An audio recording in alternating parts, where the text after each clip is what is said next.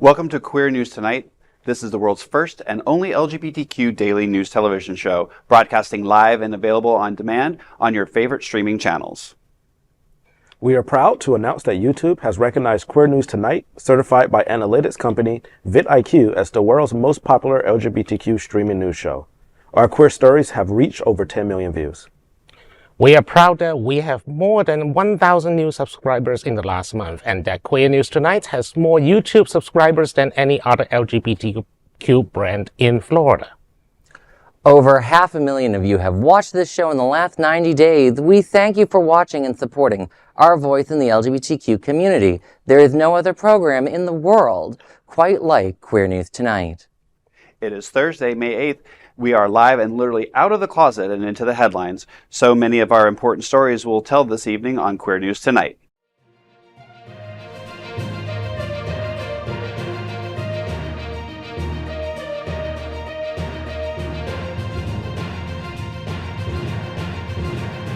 You're watching Queer News Tonight, the world's first daily LGBTQ evening news show. Welcome to the world's most important LGBTQ evening news show.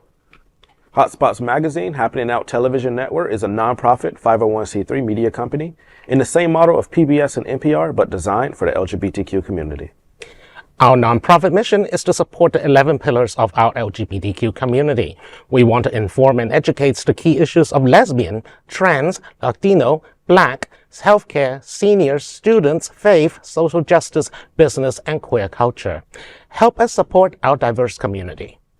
We are part of one of the largest LGBTQ nonprofit media companies in America, Hotspots Magazine and Happening Out Television Network. In 2025, our magazine is celebrating 40 years of the LGBTQ experience, and Queer News Tonight is celebrating our 5th anniversary with more than 10,000 LGBTQ television stories. We will produce the 25th anniversary of our Stonewall Pride Parade and Festival on June 14. We present Pride Fed in August and Pride Fort Lauderdale in February. Our magazine, events, television news, talk and entertainment shows support our mission to educate the LGBTQ and broader community. In 2025, more than 100 community leader anchors will host this show to support the LGBTQ community. Let's meet today's anchors at Queer News Tonight. Let's welcome anchor Elijah Manley. Elijah is a community organizer, activist, and formerly the youngest ever candidate for Florida House of Representatives. He is the owner of Benchmark Strategies, a South Florida consulting firm. Manley has announced his candidacy for Congress in Florida's 20th District, aiming to challenge incumbent Sheila Sheffield McCormick. On May 10th from 1 to 4 p.m., Fort Lauderdale locals will gather at Uncommon Path Brewing to meet Elijah Manley, a 26-year-old congressional candidate for Florida's 20th District. The event, called The Voice of the People, will offer supporters a chance to engage directly with Manley and contribute to his grassroots campaign. Manley will also share his vision for representing everyday people in Congress. With tickets starting at $25, the gathering marks a key movement in energizing young voters and building momentum towards the 2025 election season. Elijah, tell me, what's happening? Yeah, wonderful news.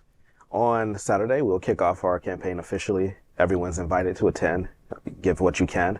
This event will start the beginning of the 2026 election cycle. I was one of the first people to announce that I was running in this very tumultuous election cycle we're going to be heading into. But come out, enjoy the food, drinks, company with incredible guests and people who are looking forward to fighting back so that we have a district and we have a movement that can fight back in Washington. Well, Elijah, I mean, I like the fact that you are a younger person of color. Running for a government position. I think more people, especially our youth, need to see people stepping up and becoming more politically involved. What can you say to those younger people to get them more involved, maybe come out and see you and listen to you talk? Not just that I'm one of you, but it really does matter. This is your future we're talking about here. You have to go out and fight for it. No one's going to fight for it. You have to do that yourself. And there's a lot of nonsense happening in the country right now, but it's up to us to demand better. Now, I think that's an important point. And I know that Sheila first ran in 2022. That was the time when the President Biden was trying to pass an agenda, and it was all about BBB, Build Back Better, and we got DDD, Democrats didn't deliver. So I'm nice to see someone challenging one of these incumbents. Yeah. I know that there's been so many people challenging incumbents lately. Massachusetts, Stephen Lynch is another Democratic incumbent. He got an opponent, raised over $100,000 in the first day just by announcing he was challenging that guy. Now with Sheila, I don't know a lot about her, but is she involved in some sort of financial investigation? Is Sheila going to have to do some sort of Sheila shuffle to the perp walk later? Like, what's going on there? Well, there was a lot of PPP fraud that she engaged God. in, and other investigations during COVID relief fraud and money that was taken from the state and not returned, and then the tunes of millions of dollars. And I would encourage people to look up Corrine Brown, who was a Democratic congresswoman here in Florida a few years ago, who ended up going to federal prison for a lot less. And so people should be kind of worried, because if we do win back the House majority in November of next year, it might be 1 seat, it might be 2 seats, it might be 3 seats. And we can't afford to lose any seat and be put in a situation where we lose the majority with this president in office. All that corruption, I'm shocked to hear that she's a Democrat. She sounds like she'd do great in Trump's White House. Probably. Well, that is the big LGBTQ story for today. There is no other queer nonprofit media platform like this in the entire world. Support our LGBTQ stories for subscribing and sharing at Queer News Tonight. Looks forward to seeing you at Elijah Manley's meet and greet on May 10th. Let's welcome anchor Dr. Bobby Hune. A world traveler and well-versed in global affairs, Bobby provides an international perspective on current events. A PhD in conflict resolution, Bobby is a certified civil and family mediator at the founder of BH Conflict Resolution Services. Bobby, a Caribbean Vibes heat up Wednesday at Chocolate City on May 14th. Tell me, what's happening? The Fat Boys are bringing island energy to Wilton with their weekly Caribbean Sunset Party. Kicking off Wednesday, May 14th at Chocolate City Bar. From 8 p.m. to 2 a.m., the event will feature DJ Trini Banks spinning a fiery soca versus dancehall set. Locals and visitors alike can enjoy free entry, delicious food, refreshing drinks, and non-stop music. Hosted every Wednesday, this vibrant celebration promises an unforgettable night in rhythm and revelry in the heart of Wilton. More details are available on the Chocolate City Bar Instagram profile. Well, that place is literally 200 feet from me. And I've only been there once, so maybe I should give it a try again. And as my neighbor, he would know. Well, my first question is, will all those hot boys be there too? Because I saw all the pictures. I'm like, well, hello. Well, and I like the fact that this is yet another exemplary fact that, we are a diverse community, and we're having diverse, organizations do diverse types of events. And so I, encourage everybody to go. This might not be something that would be normally on your calendar, but go check it out. You never know. You might learn something new, meet somebody new, and hear something new. And Chocolate City is actually really amazing. The food's good there. The staff that work there are amazing. I went there a couple times and I was just blown away. It's a little bit of a small space, but it's that comfort that you get being there. Yeah. Fantastic. Well, that is a big LGBTQ story for today. There's no other queer nonprofit media platform like this in the entire world. Support our LGBTQ stories by subscribing and sharing, and Queer News Tonight looks forward to seeing you at Chocolate City on May 14th. Let's welcome anchor Alex Morash. Alex has served as editor-in-chief at Options Magazine, media director of the National LGBTQ Task Force, and press secretary for the Florida Democratic Party. Alex, Stonewall Pride concert lights up Tropics Grille on June 14th. Tell me, what's happening? Sure thing, Rex. On Saturday, June 14th, from 4 to 11 p.m., Tropics Grille in Wilton Manors will host the Stonewall Pride Street Festival concert, part of Bobby Blair Productions' Pride Series. Hosted by Kitty Meow and DJ Daniel Blanco, the event features live performances by local entertainers and a 70s dance party. VIP access offers 2 drinks and an unlimited buffet with exclusive AC seating and roped-off stage views. Highlights include the Rye Rivers Band, a vibrant pride parade, and Velvet Lenore's show. The event is part of the new Wilton Drive West End entrance and stage expansion of Stonewall Pride. There are only 3 entrances for 2025, and one of them will be at the end of the festival street. The celebrations combine music, drag, and community in a festive indoor-outdoor setting. General admission is $50 with further details on the event, and VIP tickets are available on Eventbrite. I think that sounds like a very nice idea to do for Pride. Wilton Manors Pride has become a very big, complicated thing. I'm not even sure I'd figure out where the entrances are, quite frankly. But this sounds like a fun one. I personally like air conditioning. I think that's a selling point in and of itself. So, and I know we have a Tropics expert here today. Bobby, tell us a little bit more about it. Well, I enjoy Tropics Bar and Restaurant quite a bit, and I know Bobby Blair personally. So hi, Bobby, and also save me a seat, or else. And the place is lovely. They make good drinks, and on Monday nights they always have a lively crowd. And I mean, look, Tropics, say what you will about it, but they were, during COVID and slightly after COVID, was the only place that we, and I was one of the performers there, they hosted drag performances there. They were one of the only places on the drive that were open for stuff like that. And so it's good to see that the Pride Parade and the area for Pride is being expanded to include that end of the strip. I often joke that we have the gay triangle and nobody ventures past that little area. it's true. I'm glad to see they're being included for Pride. They are, a mainstay in Wilton Manors, and so good for them that they're being included, and plus that will also trickle to the other businesses down on that end of the Exactly. And I used to work there during that time period, so yeah, a little bit of an expert too. Mostly behind the scenes though. Oh, I was gonna say I don't think I've seen you there, but No. my memory might be hazy. No, you never hang out where you work, they say. Yeah, You never hang no, I definitely have a soft spot for them because they kept me employed during COVID as a performer. So that is a big LGBTQ story for today. There is no other queer nonprofit media platform like this in the entire world. Support our LGBTQ stories by subscribing and sharing, and Queer News Tonight looks forward to seeing you at the Stonewall Pride concert at Tropics Grille on June 14th. And of course, let's welcome tonight's lead anchor, Rhett Rogosh. Rhett Rogosh is a visionary designer with over 30 years of experience in product design, interior design, and architecture. Also known in the drag community as International Lords, Rhett's recently returned to performing. As president and co-founder of Lantera, he champions mental health awareness through vibrant, inclusive events. Rhett's Lantera hosts 80s-themed prom for LGBTQ mental health May 17th. Tell me what's happening. Absolutely. In our second year, Lantera is back with a 1980s-themed fundraiser, Come As You Are Prom. The Come As You Are Prom is held May 17th, only 9 days away, at the Wilton Collective event space. The evening promises a blend of nostalgia, music, and advocacy. Guests can expect an electrifying lineup, including 80s beats by DJ Marky Mark and drag performances by Jasmine Price Lords. The prom kicks off with a VIP hour from 7 to 8 p.m., followed by the main party from 8 to 11 p.m. Our VIP guests get an exclusive cup and wristband, which will give you perks throughout the year, and unlimited spiked prom punch. And then we have an official after party at No Manors starting at 11 p.m. Lantera's mission is to promote mental health awareness and offer community resources. Tickets start at $50, available on Give Butter, and more details can be available at the event's Facebook page. And we're super excited. We're also adding a raffle. So we have some great prizes. We were given a beautiful gift basket from the Seminole Hard Rock Casino with the guitar and a hotel stay and dinner valued at over $1,000.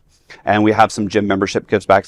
So we have a lot of different options to help support our mental health advocacy. But more than that, it really is an opportunity for the community to get together and just have a really amazing night to really relive their prom experience, or maybe go to prom for the first time, or get to go to prom in a whole new way that they didn't get to experience before. So we're super excited for the event and all of our community partners that are coming and helping us put this on. I want to win.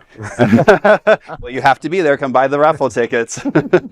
I'm still looking up 80s fashion to wear, but I think I'm going to go with Hawaiian shirt, going for the Miami Vice kind of look. You can't go wrong. The nice thing about 80s is definitely everything is on the table. But again, it is come as you are. So if you decide that you wanted to come as, the MTV space robot, come on down.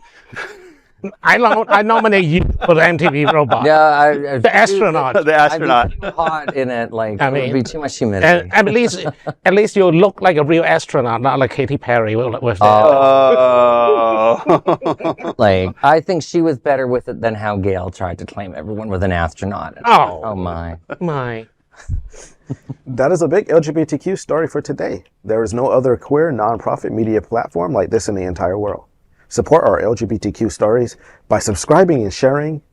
And Queer News Tonight looks forward to seeing you at the Come As You Are prom on May 17th. Now let's dive deep into this breaking LGBTQ story for today. I'm Rex Rogosh, and let's queer up religion. A new pope is chosen, and the LGBTQ faithful hold out hope. After the death of progressive Pope Francis, the world waited for the new selection of a new leader of the world's Catholics. Today, Pope Leo XIV was announced to the world. Robert Prevost, now known as Pope Leo, is the first pope from the United States. Originally from Chicago, he has served the Catholic Church there as well as in Peru. He is known as a centrist with some socially progressive views that match that of his predecessor. The LGBTQ community, especially Christians, wait to see if he will continue the outreach to queer faithful that the Pope Francis was known for. So I know that I look like I have dressed the part of popedom today, but the Pope is definitely, to most people, a political figure. To others, he's right up there. His picture is hung in their house. They look for him for guidance on everything.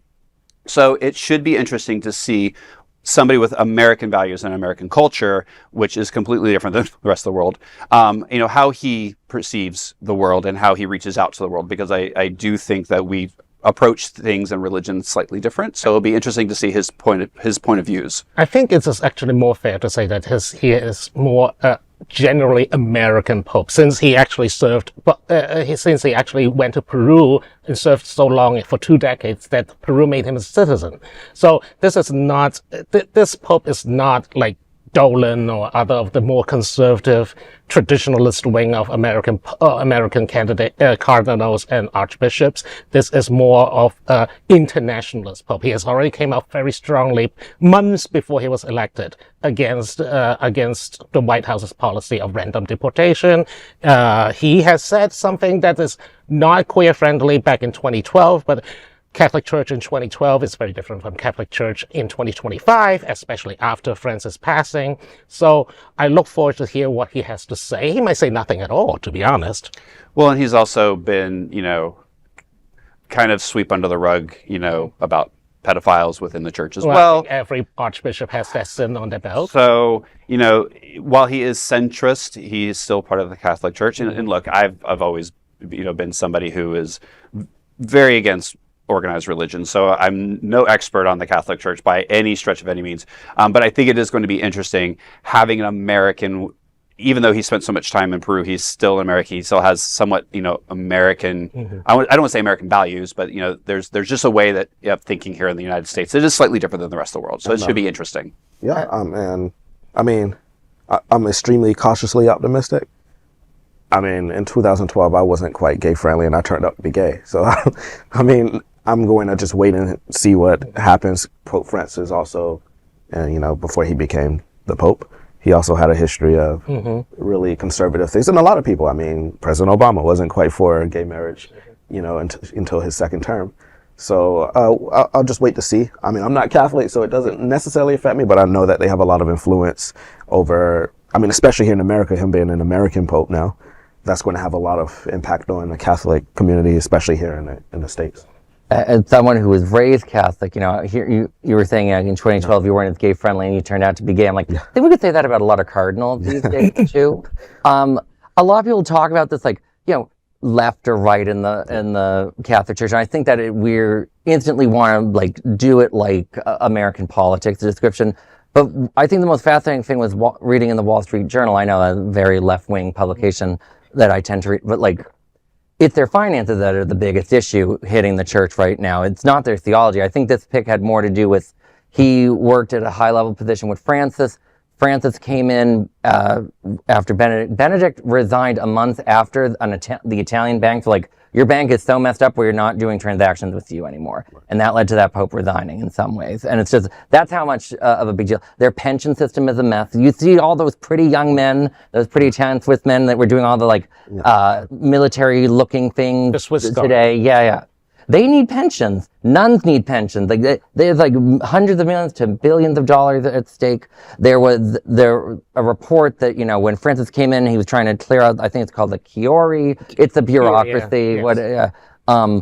And he hired an auditor. And they led to situations where bishops or cardinals were literally having sacks of cash because they didn't want to go through the processes. The auditor's office got broken into, and then a bishop apparently held the auditor at his office for 12 hours, may have kidnapped him. It's a little unclear. The auditor quit. Francis spent most of his papacy dealing with that. Obviously the public stuff looks very nice and it speaks to us, but like this, I think we need to remember is more of they need to write their finances more than figure out their theory. I think there's also another reminder that despite the fact that we see Pope as a religious and moral leader, he is also the elected absolute monarch of a country. Yes, the country is a piece, the studio is probably bigger than that country, but he is still an absolute ruler of that country. He appoints who get to succeed him, who will be in the curia, who is going to become an archbishop in the case that he pass on, and then someone is going to elect someone else. He had used an immense influence, and if that means that the candidates who got elected is a competent manager that can bring them back from the brink of financial ruin, so be it. No. Right, and I also have to say one last thing on this story is I just want to say, Pope Rex, you look divine today. For someone who's not into organized religion, you don't have a disorganized outfit. I thank you very much. And that is our big LGBTQ story for today. There is no other queer nonprofit media platform like this in the entire world. Support our LGBTQ stories by subscribing and sharing Queer News Tonight. Now let's dive deep into this big LGBTQ story for today. I'm Rex Rogosh, and let's queer up entertainment. Black queer Branden Jacobs-Jenkins wins Pulitzer Prize for Broadway play Purpose. Branden Jacobs-Jenkins just added another incredible achievement to his already stellar year, winning the 2025 Pulitzer Prize for Drama for his Broadway play Purpose. The Brooklyn-based playwright's Pulitzer win was announced on May 5th, just weeks after Purpose opened on Broadway on March 17th. In an interview with the New York Times, Jacobs-Jenkins shared, quote, "It feels amazing. You write a play, and you don't know what's going to happen to it. And this was not something necessarily I saw coming, but I welcome it. I'm overwhelmed," end quote. He received the news on his way to his first Met Gala, calling it, quote, "the most surreal day ever," end quote. With this win, Jacobs-Jenkins joins a powerful lineage of Black queer Pulitzer winners, including Michael R. Jackson for A Strange Loop and James Imes for Fat Ham. The LGBTQ community, especially Black queer voices, are celebrating this moment as another vital milestone in representation and excellence. Directed by Phylicia Rashad, Purpose first premiered in Chicago and has since received 6 Tony nominations. Jacobs-Jenkins already won his first Tony in 2024 for Appropriate. Named one of Time's 100 most influential people of 2025, Jacobs-Jenkins continues to shape American theater. And with the Tony Awards in June, the celebration might not be over just yet. I mean, I think this is it's an amazing accomplishment for him. I think also getting the news at the Met Gala, which was celebrating Black excellence as well, just kind of reiterates what he's doing for the community and for the culture. And I think showing that, the world is slightly changing in a positive, way, at least in the arts. And, that the Black narrative and voice in the arts is being recognized and heard. So, congratulations, and we'll see what happens to the Tonys again this year.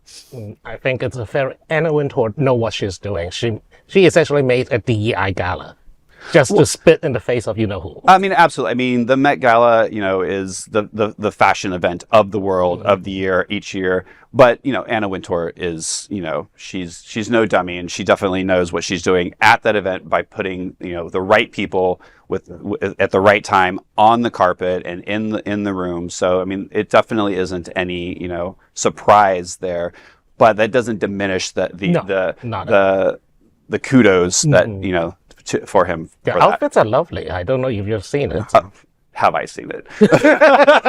Scroll on Twitter, see a couple of outfits. Have I seen it? It was all about TikTok. Like they were having clips. Yeah. I watched the Met Gala like most people watch the Super Bowl. I have popcorn in hand and I'm sitting there, fast forwarding and halftime show. The 4-hour red carpet coverage. I watched the full hour after and before. This story is more about this Pulitzer Prize winning playwright, 100%. And I think that's really like an important part of this story. And like the Pulitzer Prize is a very complicated judging process. It's glad to see this sort of award. Do you have any thoughts on this?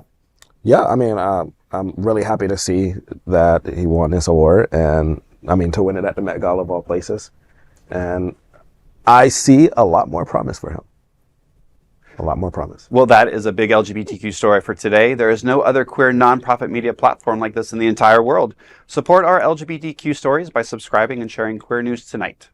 Now let's dive deep into this big LGBTQ story for today. I'm Elijah Manley, and let's queer up the USA view. Salt Lake City and Boise find a way to fly pride flags despite state bans. Despite state bans on pride flags, the skies above Salt Lake City and Boise will still shine with rainbow hues this Pride Month. Both capital cities have found creative legal ways to keep flying the flag for inclusion. By adopting the pride flag or variations of it as official city flags, Salt Lake City in Utah and Boise and Idaho have maneuvered around statewide bans that would otherwise prohibit such displays on government buildings. In Salt Lake City, Mayor Aaron Mendenhall introduced 3 new official flags to join the city's existing Sago Lily flag. According to the mayor's office, the new flags include the Sago Celebration flag, representing Black residents in Juneteenth, the Sago Belonging flag for the LGBTQ community, and the Sago Visibility flag, honoring the city's transgender residents. Mendenhall said, quote, "I want all Salt Lakers to be able to look up at these flags and be reminded that we value inclusion and acceptance, leaving no doubt that we are united as a city and people moving forward together," end quote. Utah's House Bill 77 passed earlier this year aimed to restrict which flags could be flown on government property. But by naming these new banners as official city flags, Salt Lake City found a legal workaround. The city council quickly passed a proposal. Meanwhile, in Boise, the city council took a bolder route. According to the Idaho Statesman, Boise simply declared the pride flag its official city flag. So far, Republican leaders in both states have remained silent on how or if they plan to respond. But for now, the message from these 2 cities is clear. Pride will fly in June 2025. Exciting to see this. I know in Florida, we just recently won that big fight. The legislature did not pass their horrible legislation to ban LGBTQ pride flags and other flags from municipal grounds. I thought that, there was actually a conversation in the city of Wilton Manors about maybe including LGBTQ, emblems or symbols in the city's official flag. So to see that actually happening in other places is promising, because that legislation will be coming back to Florida and it's going to come back worse. It will. Tallahassee has failed to pass every one of their anti-LGBTQ bills this year, which leaves me hopeful, but also because I just understand that because the census's influence is started to wane now that he is just basically a presidential candidate loser. So, so I like the flags. I really like how Salt Lake City did it. I am a flag enthusiast myself. Very simple, very elegant. I love that Boise just say, screw it, just put the pride flag up. Right. In some way, this is a story of hope, though it's also it's absurd that a town has to do this. Mm-hmm. There's the idea that the government's going to overly nitpick. The Florida bill, I remember, was going to be no political flags. I'm well, the American flag is a flag stating this is a country. That's the most political document you can have. The Constitution, the Bill of Rights, those are the Declaration of Independence, those are political documents too. That doesn't make them bad. Though I will say with the Florida defeat, it's fascinating that we got so many queer victories after Jason Pizzo left the Democratic Party and was no longer Senate leader. Isn't it interesting that once Lori Berman was in charge of the Senate Dems, they actually got a lot more done? I think that's a very fascinating thing that you've just reminded me of, Bobby. I want to point out the fact that, I've been to Salt Lake City before, and, it is heavily influenced by the Mormon Church. And so to see a city that is so heavily influenced by the Mormon Church pass something like this actually does give me hope. I've been to gay bars there. They still have very heavily influenced blue laws around alcohol and whatnot. So to see a city like Salt Lake City pass something like this is, to me, actually a huge victory for LGBTQ community in general. And especially with the current national administration pulling back funding for Pride Month, not recognizing Pride Month, basically telling cities, your bridges can no longer be in Pride colors because that's now under, FDOT and all of that.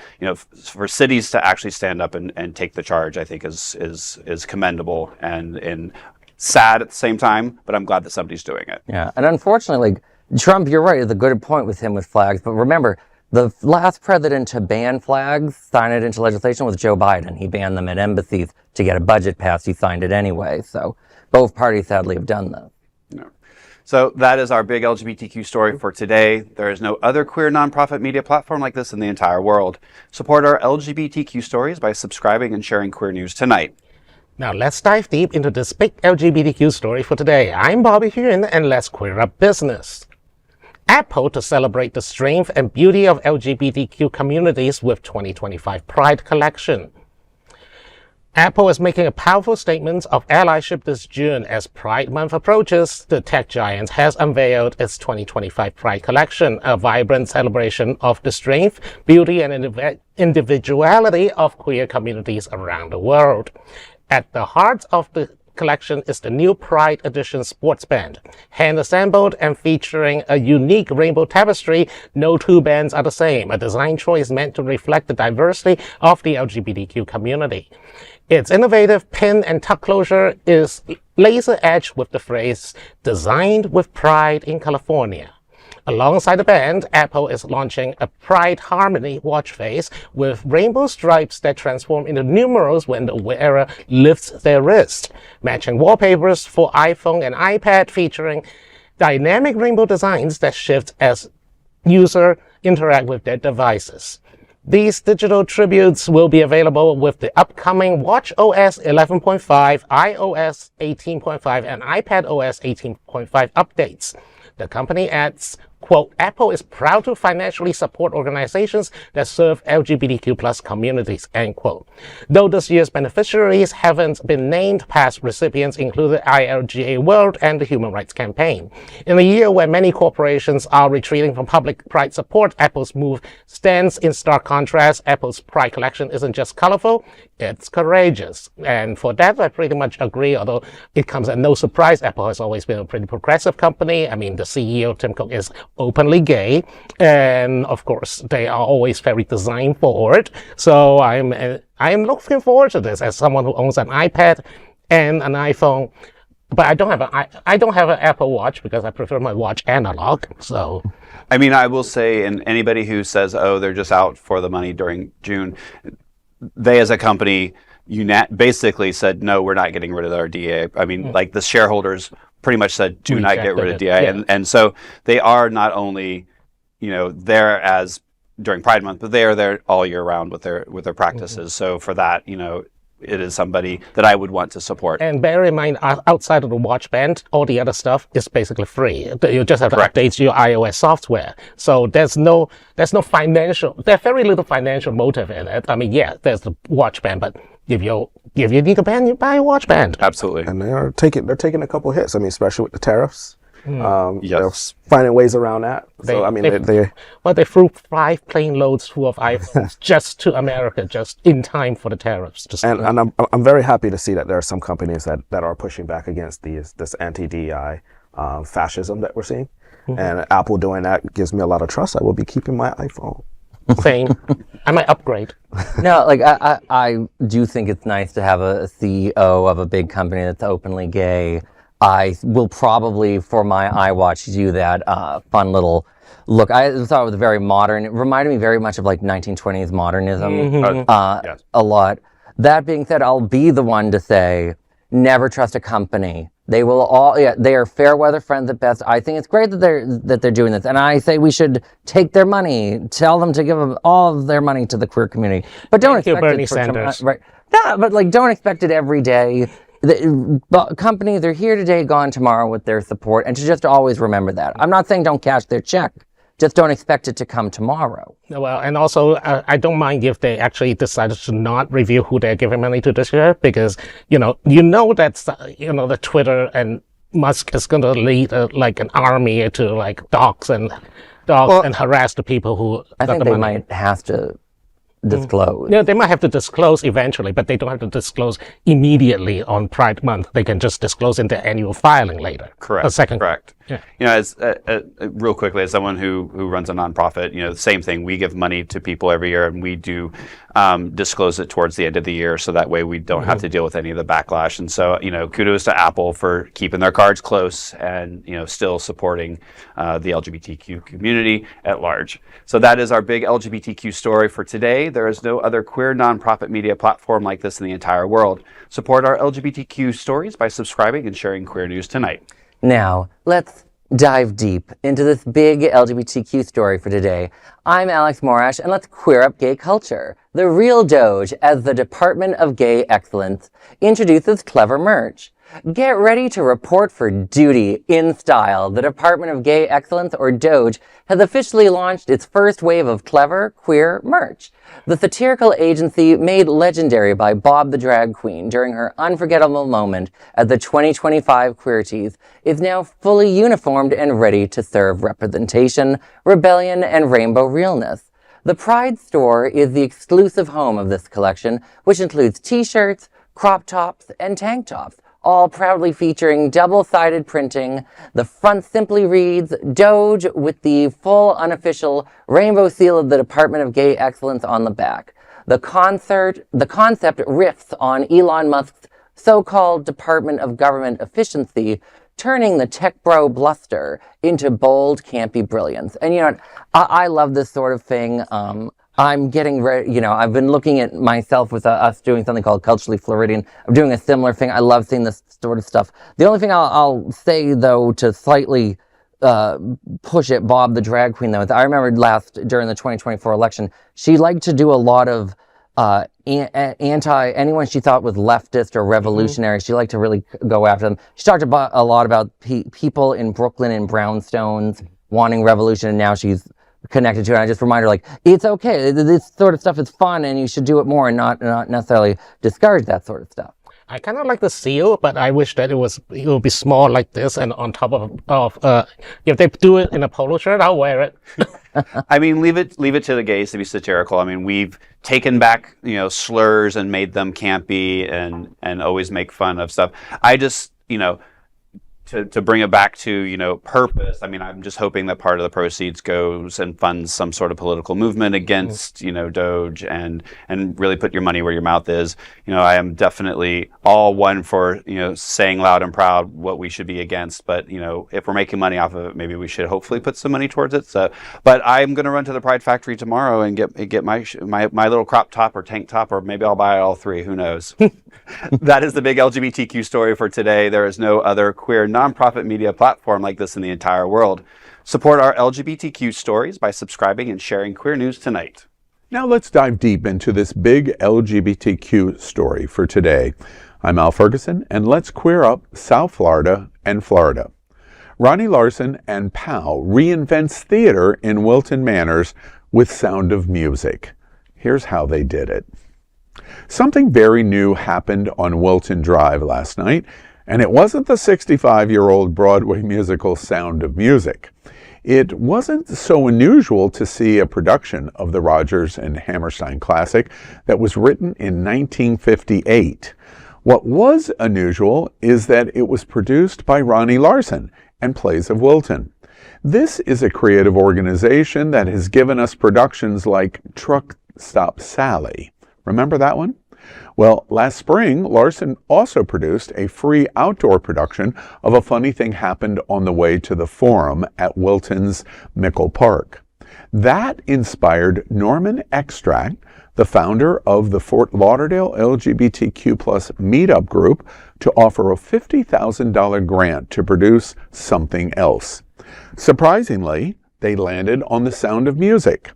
Last night, the first of the 12 performances through the middle of June Pride Month began at historic Richardson Park on Wilton Drive. The show was an eyebrow raiser. The theater on the park concept used the historic Richardson Mansion and the grounds as the living set for the musical. Several unique features happened for the first time on America's gay Main Street. First, there were 19 members of the cast, including 7 children, the youngest being 7. The cast had powerful voices for the show. The production featured a creative crew of 13. The musical was performed with live music, not an expected track. This was all a surprise, as Wilton Drive already has some of the most diverse live entertainment for the LGBTQ community in the country. But that is generally individual singers, specialty acts, and drag queens. This was something very different. Here are some examples. Much was made in social media about Larsen and his swivel chairs for this production. Frankly, it didn't make sense. They shared a video of constructing new swivel chairs for an outdoor production. Why office-like swivel chairs? Well, last night before the production begins, Larsen explains this is theater in the round, but in reverse. The audience is in the swivel chairs, and the production will be done all around them, as your chair can move with the actors in all 360 degrees around you. Around you. You follow the actors. It was clever, as it meant they did not have to have any sets except for the historic home and the beautiful grounds from twilight to evening. And it totally worked. Larsen told the theater in the park audience, quote, "I think this is the first time a musical has ever been done with swivel chairs," end quote. The audience laughed as the musical moved from location to location, all the while audience members swiveled in their chairs. Another interesting moment was the famous dinner ball scene that was held in the musical and the film. The cast encouraged the audience to come into the Richardson mansion and become part of the performance and participate in the ballroom dance scene leading up to the beloved Von Trapp children's goodnight song, "So Long, Farewell." The audience became a part of the cast, including waving goodnight to the children. The results? Pow in the Park delivered and exceeded the expectations of the audience last night. After all, one of the most interesting facts about this cultural project on Wilton Drive was the program was completely free. That's right. They introduced tickets for just the first 4 shows, and they were free. Then they had a rollout of the next 4 shows, and so forth. Yesterday, Plays of Wilton asked all of the patrons who were coming to the performance to reconfirm they were attending, as so many people were trying to get tickets. Pow, Ronnie Larsen, and producer Jack Stein have reinvented something fresh for the gay community on Wilton Drive. That's rare. And it totally worked. Totally. Special notes as we single out the exceptionally fine voices and performances of Maria, played by Abby Adler, and Liesel, played by Nicole Hewlett. Mother Abbess, played by Irma Gloria, had a powerful performance of Climb Every Mountain, as the iconic song seemed so appropriate last night for today. It was not lost on the audience of the undertones of growing Hitler Nazism in 1938 and the anti-LGBTQ politics in Florida and America we are watching today. Many, including me, got emotional as Mother Abbess says, "We cannot hide inside our walls," as she encouraged us to follow every rainbow. Perhaps she was challenging our walls right here in Wilton Manors. My party brought a picnic before the show.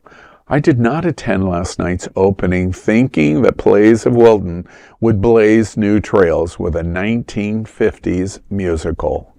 I could not have been more wrong. Pow in the Park used a historic location on Wilton Drive, had no sets, an amazing story both in how it was funded and in the cast and production who produced it. It's outdoors and theater in the round, but reversing who was really in the round. All accomplished with swivel chairs. Something new is happening on the very gayest Wilton Drive, and we are all craving more. Well, that is a big LGBTQ story for today. There is no other queer nonprofit media platform like this in the entire world. Support our LGBTQ stories by subscribing and sharing to Queer News Tonight.